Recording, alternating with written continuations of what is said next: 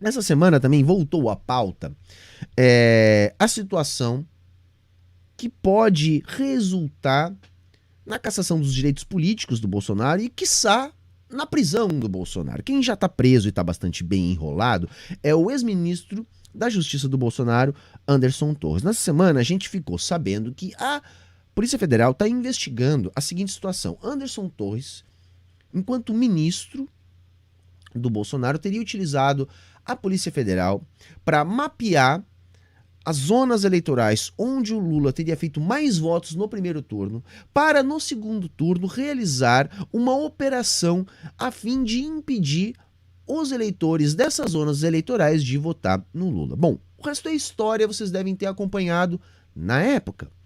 No segundo turno, houve uma grande operação no Nordeste, numa zona que tradicionalmente o Lula vence as eleições, venceu fortemente no primeiro turno. Que tipo de operação? Utilizando a Polícia Rodoviária Federal. Para quê? Para fazer blitz de trânsito, atrapalhar a circulação das pessoas, enfim, tentar impedir o direito de ir e vir das pessoas a fim de dificultar o voto das pessoas no segundo turno. Isso foi amplamente divulgado. O que está sendo descoberto agora é que isso teria sido arquitetado pelo então ministro Anderson Torres, o cara que depois virou secretário de Segurança lá do DF e que esteve por trás da tentativa de golpe lá do 8 de janeiro, quando não agiu como deveria agir no sentido de impedir aquilo lá de acontecer. Pois bem, esse cara acabou rodando, tá preso e agora nós vamos ter que saber se ele vai matar no peito ou se ele vai denunciar o chefe. Por quê? Porque o que pode estar por trás disso aí é a participação direta de Bolsonaro.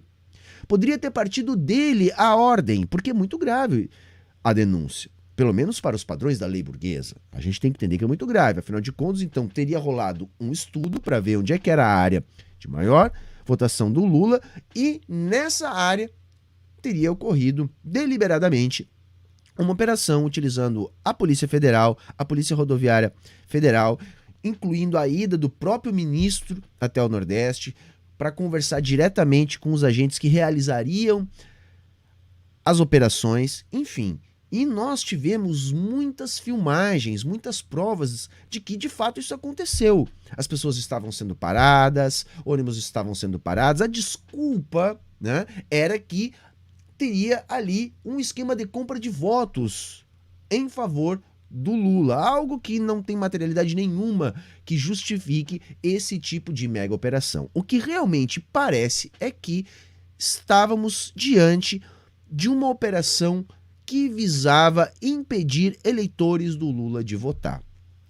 Se isso for abraçado pelo Anderson Torres, é mais complicação para ele na justiça, para além das que ele já está enfrentando.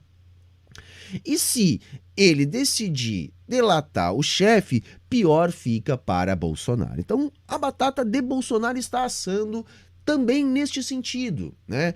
É esse cara aí, o Anderson Torres, é o Coronel Cid, lá o ajudante de ordem, que também sabe muita coisa e estava lá de testa de ferro do Bolsonaro.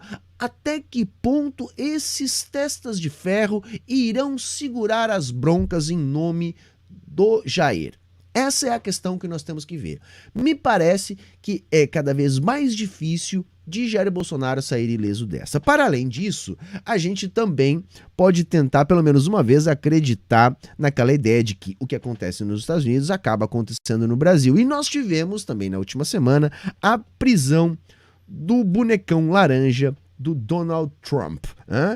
Donald Trump, então, também foi pro chilindró. Quem sabe agora a gente pode estar vendo aqui no Brasil a hora do próprio Bolsonaro ser o próximo, hein? Eu acharia bacana. Eu acho que pro Bolsonaro eu não tenho essa de antipunitivismo não, né? Antipunitivismo pra fascista, não, por favor, né? Aí a gente abre exceção.